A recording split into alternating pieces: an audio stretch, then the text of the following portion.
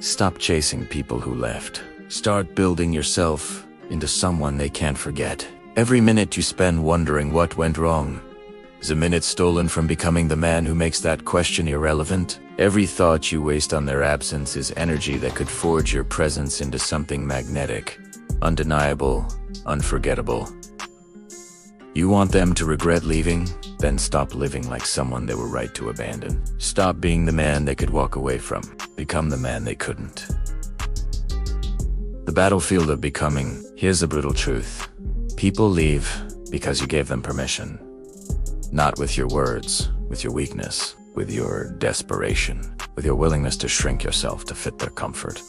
They left because you made leaving easy. You became predictable, safe, forgettable. The Stoics understood this 2,000 years ago. Marcus Aurelius wrote, "Very little is needed to make a happy life. It is all within yourself and your way of thinking." He knew that external validation was fool's gold. Real value comes from within. But here's what modern men miss. Building yourself into someone irreplaceable isn't about them. It's about you. It's about becoming the man you were meant to be before you diminished yourself for others' approval. Nature rewards strength. Society remembers power. History immortalizes excellence. Mediocrity is forgotten before it's even gone.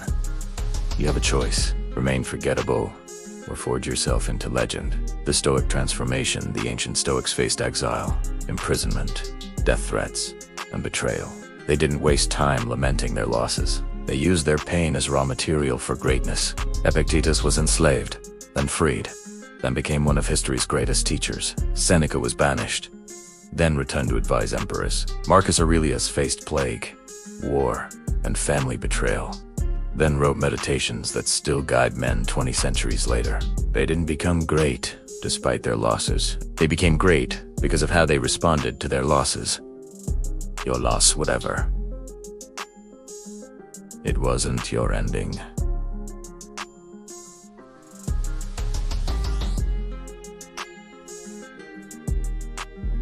It's your beginning. The question isn't what you've lost. The question is what you'll build from the wreckage. The 4 pillars of irreplaceable strength. Step 1.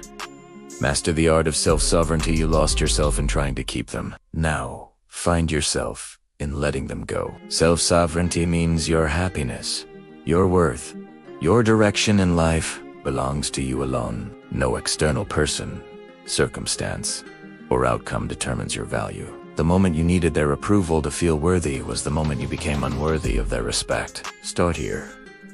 Build a life so compelling that their absence becomes irrelevant. Pursue goals that make you forget to check if they're watching. Develop skills that make you valuable to yourself first. The Stoics called this autarka, self-sufficiency, not isolation, but inner completeness. When you're whole within yourself, others are attracted to that wholeness. When you're broken and seeking completion through others, they run from that neediness. Every morning, ask yourself, what am I building today that belongs to me alone? Your fitness, your skills, your knowledge, your character, your vision. Build these things not to impress anyone, but to become someone worth impressing. Step 2. Embrace the discipline of excellence. Excellence is magnetic. Mediocrity is forgettable. You became forgettable because you became comfortable. You stopped growing. You stopped challenging yourself. You stopped being the man they fell for and became the man they felt obligated to tolerate. These ends now. Excellence isn't about perfection. It's about relentless improvement. It's about being better today than you were yesterday. It's about refusing to settle for good enough. When you're capable of greatness, choose 3 areas of your life and commit to mastering them. Your body, your craft, your mind. Attack them with the fury of a man who refuses to be forgotten. In the gym, don't just work out. Forge yourself into something formidable. In your career, don't just do your job, dominate your field. In your studies, don't just learn, become wise. The Stoics understood that excellence is a habit, not an event. Aristotle said it, but the Stoics lived it. We are what we repeatedly do. Excellence, then, is not an act. but a habit. Make excellence your daily practice. Make improvement your obsession. Make growth your religion. Step 3. Cultivate dangerous competence. Become dangerously competent at everything you touch. Most men are mediocre at everything and excellent at nothing. This is why they're replaceable. Anyone can do what they do. Anyone can be who they are. You will not be anyone. Choose a primary domain, your career, your craft, your calling in. Become world-class at it. Not 'cause good. Not just above average, world-class. But don't stop there. Become competent at everything else. Learn to fight. Learn to cook. Learn to speak. Learn to lead. Learn to build. Learn to fix. Learn to create. The goal isn't to show off. The goal is to become the kind of man others look to when things get difficult. The kind of man people remember not for what he said, but for what he could do. Marcus Aurelius was a philosopher and an emperor.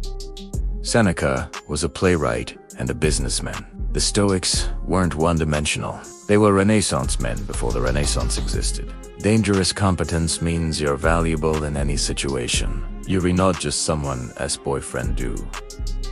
Re someone who makes every room you enter better by being in it. Step 4. Develop unshakable inner game. Your inner game is your mental foundation. It's how you see yourself, how you talk to yourself, how you carry yourself through the world. Right now, your inner game is probably trash. You're carrying their voice in your head, telling you what you lack, what you did wrong, why you weren't enough. Silence that voice. Replace it with the voice of your future self, the man you are becoming. The Stoics practiced the view from above, imagining themselves from a higher perspective to gain clarity on what really matters. Your breakup, your rejection, your loss from the view of your entire life. These are footnotes, not chapters. Build an identity independent of others' opinions. Know who you are. Know what you stand for. Know what you will and won't accept. When someone tries to diminish you, let their words bounce off the armor of your self-knowledge. When someone tries to control you, let them crash against the fortress of your inner strength. Unshakable inner game means you're the same person whether you're alone or in a crowd, whether you're winning or losing, whether you're loved or rejected. The transformation protocol, this isn't about becoming someone new. This is about becoming who you always were underneath the compromises, the people-pleasing, the desperate attempts to be loved. Every great man has been broken at some point. The breaking isn't what defines you, the rebuilding is. Take the pain of their leaving and use it as fuel. Take the memory of who you were when they left and bury that man. Take the vision of who you could become and make it reality. 6 months from now, when they see what you've become, they won't recognize you. A year from now, when they hear your name, they'll wonder how they ever let you go. 5 years from now, when they tell the story of the one who got away, it will be you. But here's the beautiful truth. By then, you won't care. You'll be too busy being magnificent to look backwards. The hard truth about loss and power loss reveals character. It shows you what you're made of. It strips away pretense and forces you to face yourself. Most men crumble under loss. They become bitter, angry, resentful. They blame others for their pain and refuse to take responsibility for their growth. These men stay broken. They become cautionary tales. They become the men others are grateful to have lost. But some men use loss as a forge. They let the fire of rejection burn away their weakness and temper their strength. They emerge from the flames, not bitter, but better. Not broken, but rebuilt. Which man will you be? The Stoics taught that we suffer more in imagination than reality. The story you're telling yourself about your loss is probably worse than the loss itself. Change the story. You weren't rejected, you were redirected. You weren't abandoned, you were liberated. You weren't diminished, you were given the space to grow. The irreplaceable mindset. Irreplaceable men aren't perfect. They're authentic. They're not the best at everything. They're excellent at what matters. They're not loved by everyone. They're unforgettable to those who matter.